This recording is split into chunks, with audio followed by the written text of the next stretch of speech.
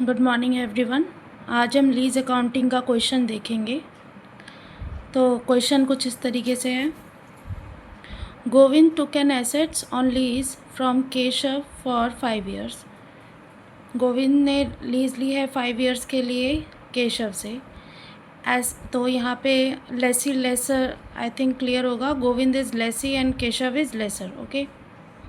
Asset की fair value है 10 lakh rupees. Lease rental are ₹2,50,000। जो लीज रेंट जाएगा वो 2.5 लाख रुपये जाएगा।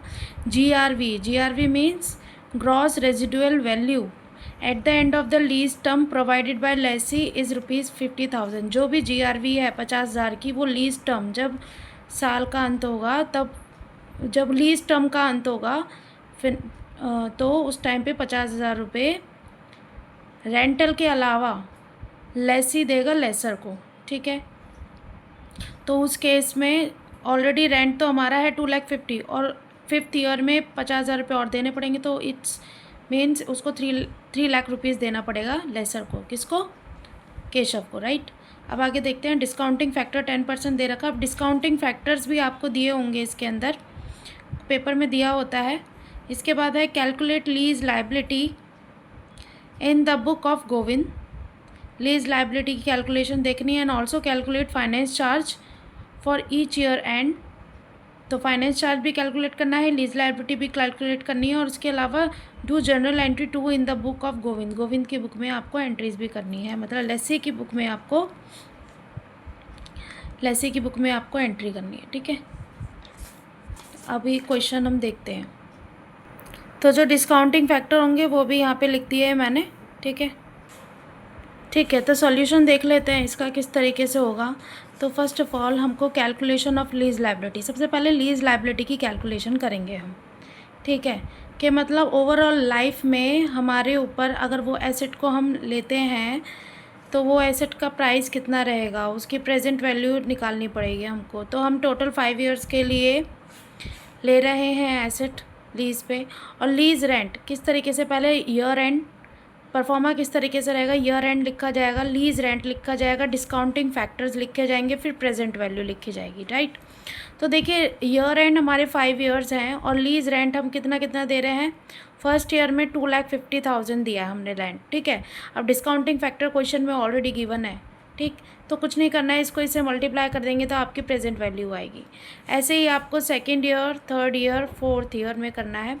अभी 5th ईयर में पहले ही लिखा हुआ था कि 50,000 रुपीज़ जो GRV है, ग्रॉस रेजिडुअल वैल्यू, वो लेसी देगा लेसर को। मीन्स 2,50,000 तो देने ही हैं, उसके अलावा 50,000 और देने हैं। तो मतलब टोटल अमाउंट हमारा कितना हो जाएगा, 3 लाख रुपीज़। 3 लाख रुपीज़ हो जाएगा। तो वही हमें इनको मल्टीप्लाई करके ये हमारा प्रेजेंट वैल्यू आएगा। तो जो भी इस सब प्रेजेंट वैल्यू का टोटल होगा वो होगा हमारा present value of minimum lease payment. ठीक है। Present value of minimum lease payment, ये अमाउंट होगा हमारा। ठीक है। अब बहुत इंपॉर्टेंट चीज़, जब लेसी को कोई एसेट की वैल्यू लिखनी होती है कि ओवरऑल एसेट कितने की है, तो उसको निकालना पड़ेगा, ये कैलकुलेशन करनी पड़ेगी। उसके अलावा एक फॉर्मूला होता है, उसके अंदर वो देखेगा पहले फेयर वैल्यू और PV ऑफ MLP। अब फेयर वैल्यू तो क्वेश्चन में ऑलरेडी दे रखा है 10 lakh rupees. PV of MLP कितना दे रखा है ये हमने फाइंड आउट किया है अभी वर्किंग नोट से। तो ये हमारा वर्किंग नोट नंबर 1 हो जाएगा।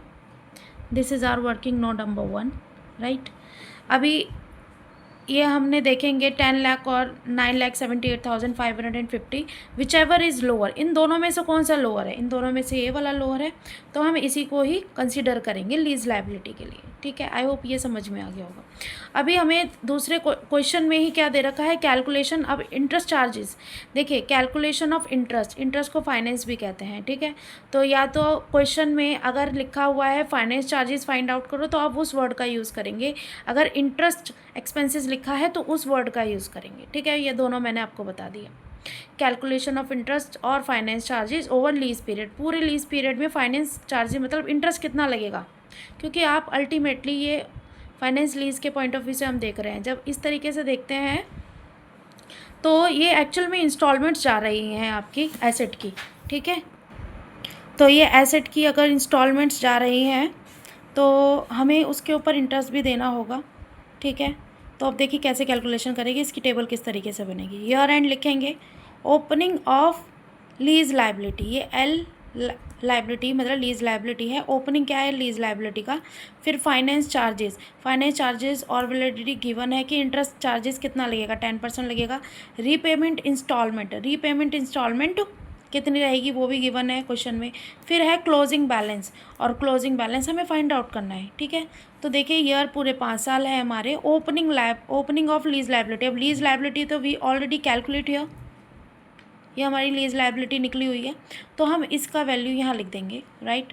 अब इसके बाद फाइनेंस चार्जेस, इसका 10% अगर कैलकुलेट करेंगे तो ये आएगा, ठीक है। अब देखिए रीपेमेंट इंस्टॉलमेंट हमारी कितनी है, 2.5 लाख रुपीज़, ठीक है। अब ये कैलकुलेशन कैसे होगी ये थोड़ा सा समझ लीजिए, सारी चीज़ें ईजी हैं। देखिए क्लोजिंग बैलेंस जैसे हमें निकालना है, ये क्लोजिंग बैलेंस कैसे निकलेगा, तो जो भी ओपनिंग ऑफ लाइबिलिटी है, ये थोड़ा समझ लो, थोड़ी गड़बड़ पहले हो गई थी, अभी ठीक रहेगा।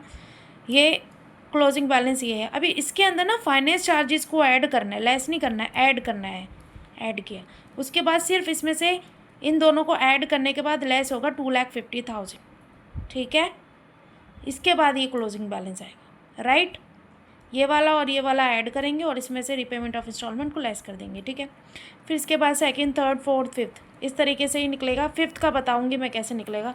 तो ऐसे ही सेकंड ईयर है, ये क्लोजिंग है, ये ओपनिंग बन जाएगा यहाँ के, इसका 10% निकाल देना, 2.5 लाख, ये ऐसी वैल्यू निकलती चली जाएंगी फोर्थ ईयर तक। फिफ्थ ईयर देखिए, फिफ्थ ईयर में आप भूले नहीं होंगे, मैंने आपको बताया था कि GRV भी ऐड करना है 50,000 पेमेंट के लिए, ठीक है। अभी क्वेश्चन कुछ भी नहीं कहता है तो हमने ऊपर तो GRV ऐड ही किया 3 लाख लेके, यहाँ पे भी हम ऐड कर लेते हैं, ठीक है। अब देखिए ये तो हमारा क्लोजिंग था, ओपनिंग बन गया। अभी इसके अंदर क्या ट्विस्ट है, जो ये 2,72,446 है ना, इसमें से आप ये टोटल 3 लाख हो जाएगा ना, 2,50,000 + 50, इसको लेस कर देना, इसको लेस कर देना, तो आपका ये बैलेंस आएगा, ये वाला बैलेंस आ जाएगा। क्यों हम बैलेंसिंग फिगर ले रहे हैं, इसलिए बैलेंसिंग फिगर ले रहे हैं क्योंकि देखिए बच्चों, हम जो भी ये राउंड ऑफ करते हैं ना, ये हम पॉइंट्स में कर रहे हैं, मतलब एक्यूरेसी नहीं है, ये अप्रॉक्स है। तो हमें एक्यूरेसी निकालने के लिए इसको इसमें से लेस कर देंगे तो ये वैल्यू आएगी। और यहाँ पे कुछ भी नहीं आएगा फिफ्थ ईयर में, क्योंकि हमने पूरी इंस्टॉलमेंट उस एसेट की दे चुके हैं, ठीक है। इस तरीके से ये मैंने यहाँ पे बताया हुआ है। अब इसकी जर्नल एंट्रीज देख लेते हैं। जर्नल एंट्रीज किस तरीके से होंगी। पहली एंट्री होगी फर्स्ट ईयर की, किसकी बुक में कर रहे हैं हम, लेसी की बुक में कर रहे हैं, ठीक है। और ये फाइनेंस लीज के केस में हो रहा है, किसके केस में, फाइनेंस लीज के केस में, राइट। तो पहली एंट्री होगी एसेट्स टू लीज लाइबिलिटी, तो lease liability we already calculate, ये वाला अमाउंट है, ठीक है। इसके बाद सेकंड एंट्री होगी finance charges to lease liability, finance charges जो इंटरेस्ट आया था ना फर्स्ट ईयर का, ये वो लिख दिया हमने, ठीक है। थर्ड एंट्री है लीज लाइबिलिटी टू बैंक, जो भी आप इंस्टॉलमेंट दोगे 2.5 लाख रुपीज़ की दे रहे हो ना, तो वो उसकी एंट्री है लीज लाइबिलिटी टू बैंक। आपके कैश तो चला जाएगा, बैंक चला जाएगा, लीज लाइबिलिटी आपका डेबिट हो जाएगा, जो अभी तक क्रेडिट हो रहा था, राइट। तो 2,50,000 आ गया। अभी थर्ड एंट्री, ये इंपॉर्टेंट एंट्री है, देखो डेप्रिसिएशन भी है इसके अंदर, क्योंकि आप कोई प्लांट एसेट कुछ भी ले रहे हैं तो आपको डेप्रिसिएशन तो लगाना पड़ेगा। फाइनेंस लीज में तो लीज लेसी ही लगाता है ना डेप्रिसिएशन, ठीक है। तो आप डेप्रिसिएशन कैसे लगाएंगे, SLM मेथड होता है, और कुछ भी नहीं बोला तो हमेशा हम SLM मेथड ही मानेंगे।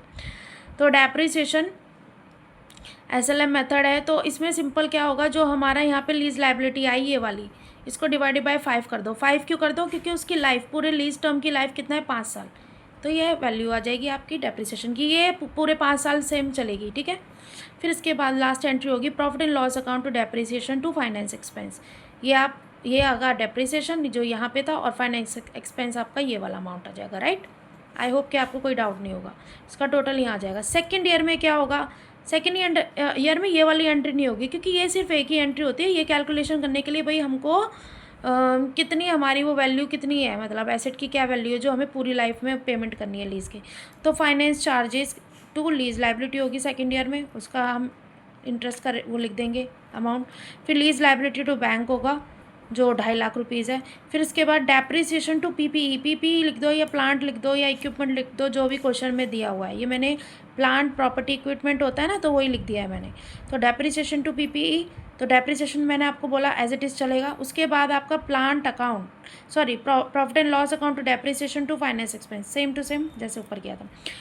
ठीक है, ये आपकी अप टू 5 ईयर यही एंट्रीज चलती रहेंगी, उसके बाद आपका क्वेश्चन कंप्लीट हो जाएगा। ठीक है, आई होप आपको क्वेश्चन समझ में आया होगा, और कोई डाउट है तो आप कमेंट में मुझसे पूछ सकते हैं। ठीक है, थैंक यू।